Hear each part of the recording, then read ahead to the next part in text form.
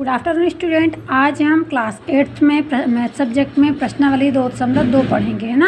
तो आज हम प्रश्नावली 2.2 के क्वेश्चन सॉल्व करेंगे। ठीक, इसमें पहला क्वेश्चन क्या कहता है, अगर आपको किसी संख्या से 1/2 घटाने और परिणाम को 1/2 से गुणा करने पर 1/8 प्राप्त होता है तो वह संख्या ज्ञात कीजिए। यानी हमें कोई संख्या ज्ञात दी नहीं गई है, मान के चलना है, उस संख्या से 1/2 घटाना है और उसके परिणाम में 1/2 से गुणा कर देना है तो हमें क्या प्राप्त होता है 1/8। तब हमें क्या करना है, वो संख्या ज्ञात करनी है। देखिए हम इसे हल करते हैं। देखिए क्या लिखेंगे हम, सबसे पहले माना वह संख्या x है ना। तब प्रश्न अनुसार प्रश्न क्या बोलता है, उस संख्या से 1/2 घटाने पर यानी x - 1/2 और क्या करने पर, और उसी संख्या के परिणाम को यानी इसके परिणाम को 1/2 से गुणा करने पर क्या प्राप्त होता है 1/8। तो हम लिख देंगे x - 1/2 क्रॉस 1/2 इक्वल टू 1/8, है ना। ये हो गया। अब इसको हल कर देंगे तो ये हो जाएगा x - 1/2 बराबर ये 1/2 इस साइड तो क्या हो जाएगा, तिर्यक गुणा हो जाएगा इसका, तो हो जाएगा ये 1/8 गुणित 2, ये पक्षांतर होके आ रहा है 1/2 है तो सट जाएगा तो 2/1 हो जाएगा। तो हम इसको 2/1 ना लिख के सीधे क्या लिख देते हैं, 2 से 8 कटता है कितनी बार, 4 बार, तो अपने पास बचेगा x - 1/2 इक्वल टू 1/4। अब हम यहाँ से क्या कर देंगे पक्षांतर, तो x इक्वल टू क्या हो जाएगा 1/4 और ये -1/2 है तो इधर आके हो जाएगा +1/2। अब इसको हल करेंगे, 4 और 2 का एलसीएम लेने पर क्या आ जाता है, हमारे पास 4 आ जाता है। आप लोग बड़ी क्लास में तो अब ये बार बार नहीं लिख सकते ना कि इधर 4 और 2 का लघुत्तम लेने पर इतना आया, तो सीधे डायरेक्ट करते हैं। 4 2 का एलसीएम लेने पर 4 आया, तो इसको हल करते हैं। 4 का भाग 4 में दिया तो 1 आया और 1 का गुणा 1 में कर दिया तो यहाँ आ गया 1, प्लस का प्लस, 2 का गुणा किया 2 का भाग दिया 4 में तो आया 2 और 2 का गुणा 1 में कर तो आ गया 2। तो x इक्वल टू क्या हो गया 2 और 1 3, 3/4। तो हमें वो संख्या क्या मिल गई 3/4। तो आंसर में क्या लिख देंगे हम कि वह संख्या वह संख्या 3/4 है। ठीक है, अगला क्वेश्चन देखते हैं। एक आयताकार तरण ताल की लंबाई उसकी चौड़ाई के दुगने से, कितने दुगने से, यहाँ दिख नहीं रहा, देखते हैं, 2 मीटर अधिक है। यदि इसका परिमाप 154 मीटर है तो उसकी लंबाई व चौड़ाई ज्ञात कीजिए। तो देखिए हल कर, क्या कहता है कि तरण ताल की लंबाई उसकी चौड़ाई के दोगुने से 2 मीटर अधिक है। तो हम पहले चौड़ाई मानते हैं कि माना तरण ताल की चौड़ाई x मीटर है, तब इसकी लंबाई क्या हो जाएगी, उसके दोगुने हो गया 2x + 2, ये अधिक है तो इसकी लंबाई क्या हो जाएगी 2x + 2। तब इसका परिमाप, पहले परिमाप निकालना पड़ेगा। परिमाप का सूत्र क्या होता है, 2 क्रॉस लंबाई प्लस चौड़ाई। तो 2 क्रॉस लंबाई की अपनी 2x + 2 और चौड़ाई हो गई x, यहाँ से 2x और x जुड़ के हो गया 3x और ये 2, तो ये हो गया 2 क्रॉस 3x + 2।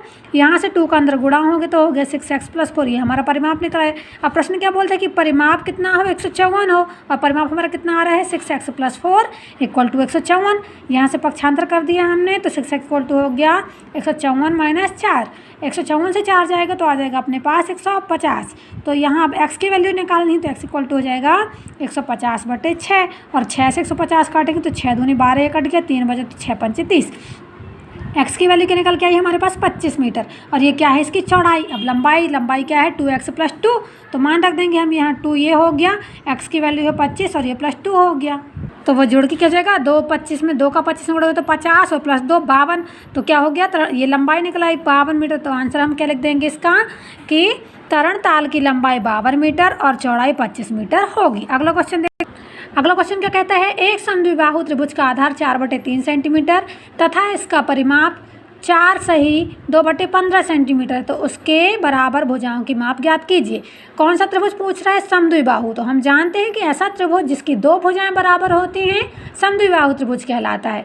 तो त्रिभुज का आधार दे दिया गया है अपन को 4/3 सेंटीमीटर, हमको कर्ण और क्या लंब ज्ञात करना, समझ ले इसका। ठीक, तो हम सबसे पहले तो जानते हैं कि इसकी जो 2 भुजाएं होंगी वो दोनों बराबर होंगी, तो हम उन दोनों को क्या मान लेते हैं x मीटर। ठीक है, तो देखिए सबसे पहले हम क्या लिखेंगे, हम जानते हैं कि समद्विबाहु त्रिभुज की 2 भुजाएं बराबर होती हैं। तब क्या मानते हैं, माना कि समद्विबाहु त्रिभुज की प्रत्येक भुजा की माप क्या होगी, x सेंटीमीटर है, तो इसका परिमाप क्या हो जाएगा, त्रिभुज तीनों भुजाओं का योग इसका परिमाप होता है, तो x प्लस 4/3, यहाँ से हल हो गया तो x हो गया 2x प्लस 4/3 सेंटीमीटर। अब प्रश्न के अनुसार चलते हैं, प्रश्न क्या बोलता है कि इसका परिमाप किसके बराबर है, 4 सही 2/15 के। तो परिमाप क्या आ गया अपना ऊपर निकाल के 2x प्लस 4/3 इक्वल टू 62/15। यहाँ से हम पक्षांतर कर दे रहे हैं तो 2x इक्वल टू निकल के आ रहा है हमारे पास 62/15 माइनस 4/3। यहाँ से हमने फिर 15 और 3 का एलसीएम निकाला तो वो आ गया अपने पास 15, और 15 का 15 में भाग दिया तो आ गया 1, और 1 का गुणा हुआ 62, तो यहाँ आ गया 62। फिर यहाँ से 3 × 5 = 15, 5 × 4 = 20। ये तो समझ में आ रहा होगा आप सबको। तो ये बन गया हमारा 2x इक्वल टू 62 माइनस 20/15। अब इसे हल करते हैं आगे, तो देखो ये हो गया 2x इक्वल टू 42/15।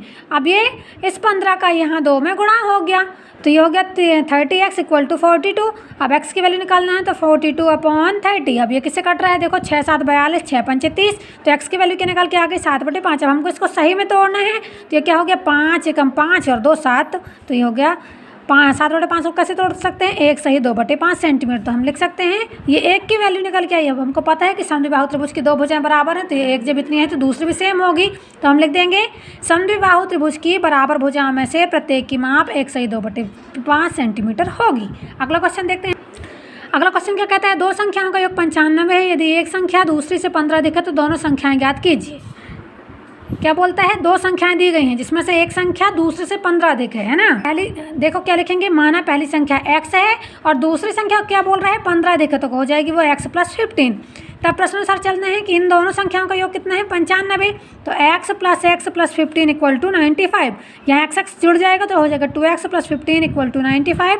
यहाँ से 15 का पक्षांतर होता है तो 2x इक्वल टू 95 माइनस 15, 2x इक्वल टू आ जाता है 95 से जब 15 जाता है तो आ जाता है 80, तो 2x equal to 80।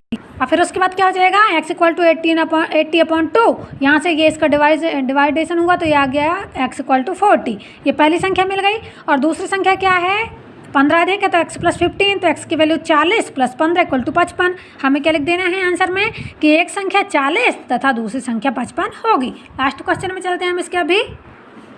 5th number का क्वेश्चन देखिए, दो संख्याओं में अनुपात 5/3 है ना। इन दो संख्याओं में जो अनुपात है वो 5/3 है। यदि उनमें अंतर 18 है तो संख्याएं ज्ञात कीजिए। इनका अंतर क्या है 18 आ रहा है तो संख्याएं ज्ञात कीजिए। अब देखिए क्या कहते हैं, वो जो अनुपात में संख्या दी होती हैं वही इसकी संख्याएं कहलाती हैं, चाहे वो कुछ हो। तो अपन ले लेते हैं कि मानव संख्याएं 5x तथा 3x हैं। अब प्रश्न के अनुसार चलते हैं, इन दोनों का अंतर कितना आ रहा है 18, तो 5x minus 3x equal to 18। 5x से 3x गया तो आ गया 2x इक्वल टू 18, तो x इक्वल टू हो गया 18/2। तो यहाँ से ये कटा तो आ गया x इक्वल टू 9। हमें पहले x की वैल्यू निकल आई, अब हम x की वैल्यू संख्या में रख देते हैं। तो पहली संख्या क्या है 5x, तो यहाँ हो गया 5 × 9 बराबर 45, और दूसरी संख्या 3x, तो 3 × 9 इक्वल टू 27। तो वे संख्या क्या होगी, वे संख्याएं 45 तथा 27 होंगी। ठीक है बच्चों, आज हम प्रश्नावली 2.2 के 5 क्वेश्चन ही सॉल्व करेंगे। इसके जो आगे क्वेश्चन हैं वो हम अगले वीडियो में सॉल्व करेंगे। Thank you.